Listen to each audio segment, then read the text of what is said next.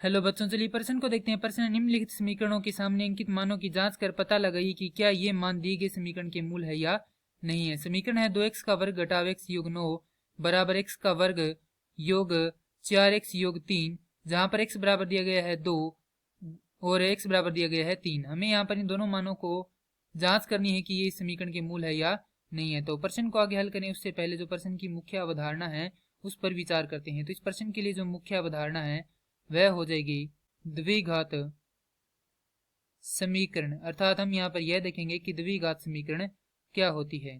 तो वे समीकरण जो ax का वर्ग योग bx योग c बराबर शून्य के रूप में हो, जहां a बराबर नहीं हो शून्य के, तो वे क्या कहलाती है? द्विघात समीकरण कहलाती है। समीकरण है 2x का वर्ग घटाव x योग 9 बराबर x का वर्ग योग 4x योग 3 और x का मान दिया गया है 2 कोमा x का एक मान और दिया गया है 3। हमें यहाँ पर जांच करनी है कि ये जो मान है ये समीकरण के मूल है या नहीं है। तो हमारे पास दो तरीके होते हैं। पहला तरीका तो ये होता है कि हम इन मानों को इन समीकरणों में रख कर देख लें। यदि ये जो समीकरण है ये शून्य के बराबर आ जाती है तो हम यहाँ से कह देंगे कि यह क्या है, इस समीकरण का मूल है, अन्यथा ये मूल नहीं है। या फिर दूसरा तरीका ये होता है कि हम इन समीकरणों के मूल निकाल लेते हैं और उनकी तुलना करते हैं। यदि वे मूल इस मूलों के बराबर होंगे तो ये समीकरण के मूल होंगे, अन्यथा ये मूल नहीं होंगे।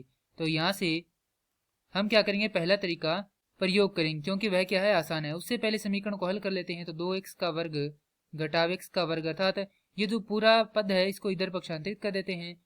तो ये हो जाएगा ऋणात्मक x ऋणात्मक 4x योग 9 घटाव 3 बराबर 0। हल करेंगे तो आएगा x का वर्ग घटाव 5x योग 6 बराबर 0। तो सबसे पहले x बराबर 2 रखने पर, तो यदि हम x बराबर 2 रखते हैं तो हमारे पास आता है 2 का वर्ग घटाव 5 गुना 2 योग 6। हल करेंगे तो ये आएगा 2 का वर्ग होगा 4 घटाव 5 गुना 2 होगा 10 योग 6। तो ये हो जाएगा 10 घटाव 10 अर्थात 0। तो यदि ये 0 के बराबर है इसका मतलब ये होगा कि यहाँ पर x बराबर 2 समीकरण का मूल है। अब x बराबर 3 से 3 रखेंगे तो 3 का वर्ग घटाव 5 गुना 3 योग 6। तो ये हो जाएगा 3 का वर्ग 9 घटाव 15 योग 6। तो यहाँ पर आ जाएगा 15 घटाव 15 बराबर 0, जो कि किसके बराबर है, 0 के बराबर है।